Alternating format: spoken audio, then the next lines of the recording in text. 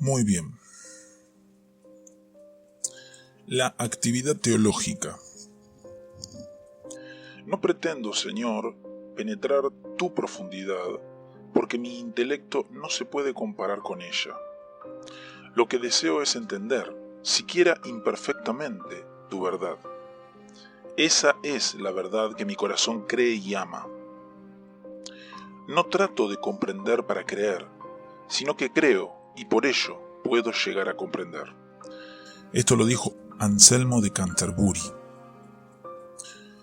Los grandes ideales de los siglos XI al XIII no se limitaron a las reformas monásticas de los cluniacenses, cistercienses y mendicantes, ni a las reformas de papas tales como Hildebrando o a los sueños acerca de la Nueva Jerusalén de Pedro el Ermitaño y sus seguidores. También hubo quienes, en monasterios, escuelas catedralicias y universidades, soñaron con entender mejor la verdad cristiana. Eran tiempos de cambios profundos en la sociedad europea, y esos cambios se reflejaron en la teología de la época. Esto puede verse en el hecho de que el primer teólogo que vamos a estudiar llevó a cabo la mayor parte de su labor literaria en el monasterio. Luego trataremos de otros que fueron maestros en escuelas catedralicias. Y por último, nos ocuparemos de profesores universitarios. Este movimiento, que va de los monasterios a las escuelas catedralicias y por último a las universidades, es señal del auge que estaban teniendo las ciudades. Los monasterios estaban generalmente situados lejos de los centros de población. Las catedrales, por el contrario, estaban en el corazón mismo de las ciudades, y las escuelas que en ellas florecieron se debieron al proceso de urbanización a que nos hemos referido repetidamente.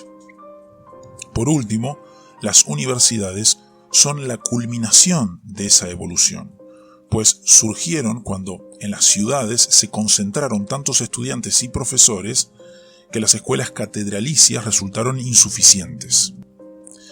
Además, en casos tales como el de la Universidad de París, su propia existencia es indicio del creciente poder del rey, parte de cuyo esfuerzo centralizador frente a la nobleza consistía en hacer de su ciudad capital un centro de estudios. El primero de los grandes pensadores que esta época produjo fue Anselmo de Canterbury. Natural de Piamonte, en Italia, Anselmo era hijo de una familia noble y su padre se opuso a su carrera monástica. Pero el joven insistió en su vocación y en el 1060 se unió al monasterio de Bec en Normandía. Aunque ese monasterio se encontraba lejos de su patria, Anselmo se dirigió a él debido a la fama de su abad, Lanfranco. Allí se dedicó al estudio teológico y produjo varias obras, de las cuales la más importante es el Proslogio. En el 1078 fue hecho abad de Bec, pues Lanfranco había dejado el monasterio para ser consagrado como arzobispo de Canterbury. Poco antes, Guillermo el Conquistador había partido de Normandía y conquistado a Inglaterra, donde derrotó a los sajones en el 1066 en la batalla de Hastings. Ahora Guillermo y sus sucesores se establecieron en Gran Bretaña, que poco a poco se fue volviendo el centro de sus territorios. Pero durante varias generaciones continuaron trayendo a personas de origen normando para ocupar posiciones de importancia en Inglaterra. Esto fue lo que sucedió con Lanfranco y en 1093 con Anselmo. En esa fecha fue hecho arzobispo de Canterbury por el rey Guillermo II, quien había sucedido al conquistador. Anselmo trató de evadir esa responsabilidad, en parte porque prefería la quietud del monasterio y en parte porque desconfiaba de Guillermo, quien a la muerte de Lanfranco había dejado la sede vacante a fin de posesionarse de sus ingresos y de buena parte de sus propiedades. Pero a la postre aceptó y comenzó así una carrera accidentada, buena parte de la cual transcurrió en el exilio debido a sus conflictos, primero con Guillermo y después con su sucesor Enrique I. Sin entrar en detalles, podemos decir que estos conflictos reflejaban, en menor escala, lo que ya hemos visto al tratar de las pugnas entre el papado y el imperio. Se trataba de un asunto de jurisdicción, cuyo punto principal era la cuestión de las investiduras, pero que tenía varias otras dimensiones. Lo que estaba en juego, en fin de cuentas, era si la Iglesia sería independiente o no del poder civil, y la respuesta no era fácil, pues la Iglesia en sí tenía gran poder político y económico. 7 décadas más tarde, uno de los sucesores de Anselmo, Tomás Becket, moriría asesinado junto al altar de la catedral por razón del mismo conflicto. Durante sus repetidos exilios, Anselmo escribió mucho más que cuando estaba cargado con las responsabilidades de su arzobispado. La principal obra de este periodo es ¿Por qué Dios se hizo hombre? Murió en Canterbury en 1109, 3 años después de haber hecho las paces con el rey y haber regresado de su último exilio. La importancia teológica de Anselmo radica en que fue el primero, después de siglos de tinieblas, en volver a aplicar la razón a las cuestiones de la fe de modo sistemático. Cada una de sus obras trata acerca de un tema específico, como la existencia de Dios, la obra de Cristo, la relación entre la predestinación y el libre albedrío, etc. Y en la mayor parte de los casos, Anselmo trata de probar la doctrina de la Iglesia sin recurrir a las Escrituras o a cualquier otra autoridad. Esto no quiere decir, sin embargo, que Anselmo haya sido un racionalista dispuesto a creer solo lo que podía demostrarse mediante la razón. Al contrario, como se puede ver en lo que hemos citado al principio, su punto de partida es la fe. Anselmo cree primero y después le plantea sus preguntas a la razón. Su propósito no es probar algo para después creerlo, sino demostrar que lo que de antemano acepta por fe es eminentemente racional. Esto puede verse tanto en su proslogio como en ¿Por qué Dios se hizo hombre? El proslogio trata acerca de la existencia de Dios. Anselmo no duda ni por un instante que Dios exista. De hecho, la obra está escrita a modo de una oración dirigida a Dios. Pero aún sabiendo que Dios existe, nuestro teólogo quiere demostrarlo para así comprender mejor la racionalidad de esa doctrina y gozarse en ella. Como punto de partida, Anselmo toma la frase del Salmo 14:1. Dice el necio en su corazón, no hay Dios. ¿Por qué es necedad negar la existencia de Dios? Evidentemente porque esa existencia debe ser una verdad de razón, de tal modo que negarla sea una sinrazón. ¿Es posible entonces demostrar que la existencia de Dios es tal? Indudablemente hay muchos argumentos para probar esa existencia, pero todos ellos se basan en la contemplación del mundo que nos rodea, arguyendo que tal mundo ha de tener un creador. Es decir, todos ellos parten de los datos de los sentidos, y los filósofos siempre han sabido que los sentidos no bastan para darnos a conocer las realidades últimas. ¿Será posible entonces encontrar otro modo de demostrar la existencia de Dios, un modo que no dependa de los datos de los sentidos, sino únicamente de la razón? El razonamiento que Anselmo emplea es lo que después se ha llamado el argumento ontológico para probar la existencia de Dios.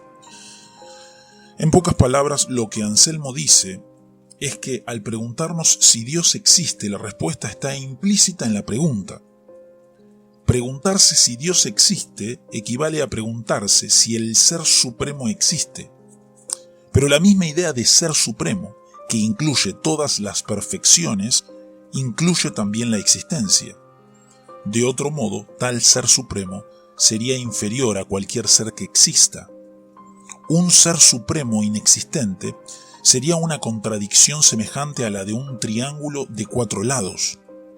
Por definición, la idea de triángulo incluye 3 lados. De igual modo, la idea de ser supremo incluye la existencia. Es por esto que quien niega la existencia de Dios es un necio, como bien dice el salmista. Este argumento ontológico ha sido discutido, reinterpretado, refutado y defendido por los filósofos y teólogos a través de los siglos. Pero no es este el lugar para seguir el curso de ese debate. Baste señalar que el argumento mismo es un ejemplo claro del método teológico de Anselmo, que no consiste en esperar a demostrar una doctrina para creerla, sino que parte de la doctrina misma y de su fe en ella para mostrar su racionalidad. En ¿Por qué Dios se hizo hombre?, Anselmo se plantea la cuestión del propósito de la encarnación. Su respuesta se ha generalizado de tal modo que, con ligeras variantes, ha llegado a ser la opinión de la mayoría de los cristianos occidentales aún en el siglo XX. Su argumento se basa en el principio legal de la época, según el cual la importancia de una ofensa depende del ofendido y la de un honor depende de quien lo hace.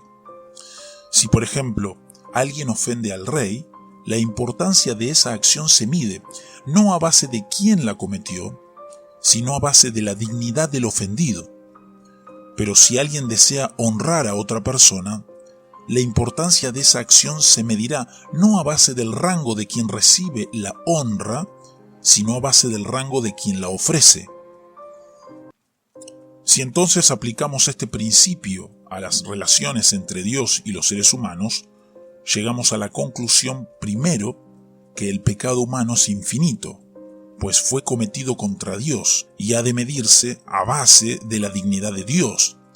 Segundo, que cualquier pago o satisfacción que el ser humano pueda ofrecer a Dios ha de ser limitado, pues su importancia se medirá a base de nuestra dignidad, que es infinitamente inferior a la de Dios. Además, lo cierto es que no tenemos medio alguno para pagarle a Dios lo que le debemos, pues cualquier bien que podamos hacer no es más que nuestro deber, y por tanto, la deuda pasada nunca será cancelada. En consecuencia, para remediar nuestra situación, hace falta ofrecerle a Dios un pago infinito, pero al mismo tiempo, ese pago ha de ser hecho por un ser humano, puesto que fuimos nosotros los que pecamos.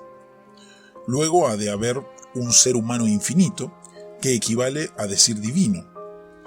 Y es por esto que Dios se hizo hombre en Jesucristo, quien ofreció en nombre de la humanidad una satisfacción infinita por nuestro pecado. Este modo de ver la obra de Cristo, aunque se ha generalizado en siglos posteriores, no era el único ni el más común en la Iglesia antigua. En la antigüedad se veía a Cristo ante todo como el vencedor del demonio y sus poderes. Su obra consistía ante todo en libertar a la humanidad del yugo de esclavitud a que estaba sometida, y por ello el culto de la Iglesia antigua se centraba en la resurrección. Pero en la Edad Media, particularmente en la era de las tinieblas, el énfasis fue variando y se llegó a pensar de Jesús ante todo como el pago por los pecados humanos. Su tarea consistía en aplacar la honra de un Dios ofendido. En el culto, el acento recayó sobre la crucifixión más bien que sobre la resurrección. Y Jesucristo, más bien que conquistador del demonio, se volvió víctima de Dios. En ¿Por qué Dios se hizo hombre?, Anselmo formuló de modo claro y preciso lo que se había vuelto la fe común de su época. En cierto sentido, Anselmo fue uno de los fundadores del escolasticismo. Este es el nombre que se le da a un periodo y un modo de hacer teología. Sus raíces se encuentran en Anselmo y en los teólogos del siglo XII, que estudiaremos a continuación. Su punto culminante se produjo en el siglo XIII y continuó siendo el método característico de hacer teología a través de todo el resto de la Edad Media. Su nombre se debe a que se produjo principalmente en las escuelas. Anselmo fue monje y casi toda su labor teológica tuvo lugar en el monasterio. En esto no difería de la teología de los siglos anteriores, que se había desarrollado no en escuelas, sino en púlpitos y monasterios. Pero a partir del siglo XII, los centros de labor teológicas serían las escuelas catedralicias y las universidades. Por lo pronto, la gran contribución de Anselmo consistió en su uso de la razón, no como un modo de comprobar o negar la fe, sino como un modo de elucidarla. En sus mejores momentos, ese fue el ideal del escolasticismo.